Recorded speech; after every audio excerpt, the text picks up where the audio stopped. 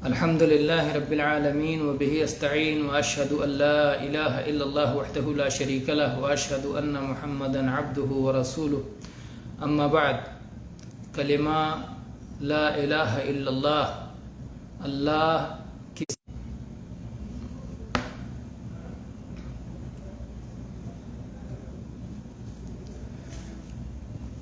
کلمہ لا الہ الا اللہ کا معنی آپ جانتے ہیں کہ لا انکار کا کلمہ ہے، اور یہ کلمہ دو بنیادوں پر مشتمل ہے۔ دو اہم ارکان اس کلمے کے اندر ہیں۔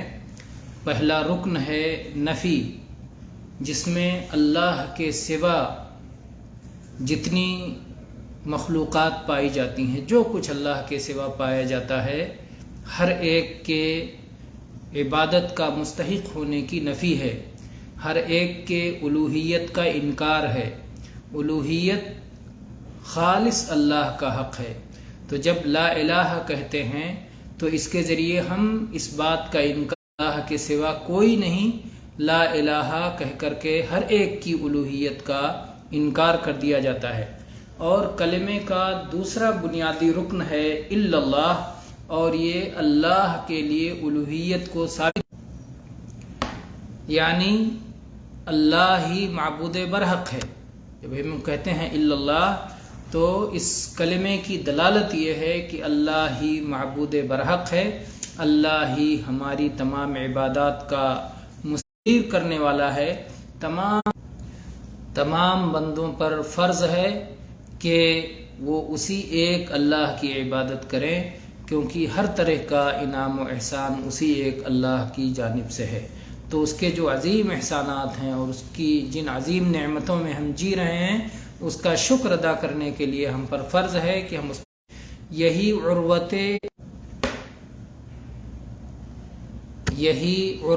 وثقی ہے، یعنی وہ مضبوط حلقہ کہ جس نے اسے تھام لیا نجات پا گیا۔ یہی کلمۃ التقوی ہے، اللہ کی پرہیزگاری نجات طے ہوگا، جبکہ جہنم کے اوپر سے ہر کسی کو گزرنا ہوگا۔ اور اسی کلمے کی بنیاد پہ طے ہوگا کہ کس شخص کو نعمتوں بھری جنت کی کامیابی ملنے والی ہے۔ اور اس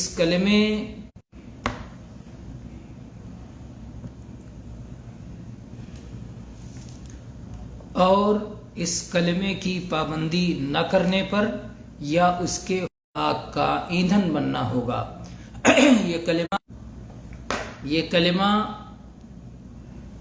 کلمہ لا الہ الا اللہ یہ تمام بندوں پر اللہ کا حق ہے۔ یہ سب سے پہلا فرض بھی ہے اور سب سے آخری فرض بھی۔ یہ کلمہ پڑھ کر کے ہی کوئی بندہ اسلام میں داخل ہوتا ہے، اور جو بندہ یہ کلمہ پڑھ کر کے اس دنیا سے رخصت ہو، اس کے لیے نجات ہے۔ اسی طرح سے یہ وہ کلمہ ہے جس کی وجہ سے ایک مسلمان کی جان، مال اور عزت و آبرو محفوظ ہو جاتی ہے۔ اسی کلمے کی بنیاد پر مخلوقات کی اور انسانوں اور جناتوں کی دو حصوں میں تقسیم ہوتی ہے، ایک کا نام اہل ایمان ہے اور دوسرے کا نام اہل کفر ہے۔ ایک ابرار اور نیکوکار ہیں اور دوسرے فساق و فجار ہیں۔ اسی کلمے کی بنیاد پر ولا اور برا ہوتی ہے۔ اسی کلمے کو اختیار کرنے والے اللہ والے اور اللہ کا گروہ ہیں، اور جو اس کلمے کا انکار اسی سے نکلتے ہیں، اسی بنیاد پر بقیہ اس کی تکمیل کرتے ہیں، بقیہ اعمال و فرائض اس کلمے کی تکمیل کرتے ہیں۔ اس کلمے کے بغیر ان کی پابندی کا کوئی فائدہ حاصل نہیں ہوگا، اور اسی کا وہ سارے اعمال اسی کا تقاضا ہیں۔ اور در حقیقت یہ سب سے عظیم ترین نعمت ہے جو ایک بندے کو اللہ کی جانب سے حاصل ہوتی ہے، اور اللہ کا ذکر کرنے کے لیے لا الہ الا اللہ سے افضل ترین کوئی اور کلمہ نہیں، اور قیامت کے دن انسان کے میزان عمل کو وزنی کرنے کا اس سے بڑا اور کوئی ذریعہ نہیں ہوگا۔ یہ اسلام کا سرا ہے، یہ جنت کی کنجی ہے، یہ سب سے سچی بات ہے، یہ نیکیوں میں سب سے بڑی نیکی ہے، یہ حق کی گواہی ہے، یہ ثابت قدم رکھنے والا قول ہے، یہ سب سے اعلیٰ مثال ہے، اور قیامت کے دن اولین و آخرین سے سب سے اسی کا سوال ہوگا، اور اسی بنیاد پر کسی کو داہنے ہاتھ میں نامہ اعمال ملے گا اور کسی کو بائیں ہاتھ میں۔ آسمان و زمین کا قیام اسی کلمے کی بنیاد پر ہے۔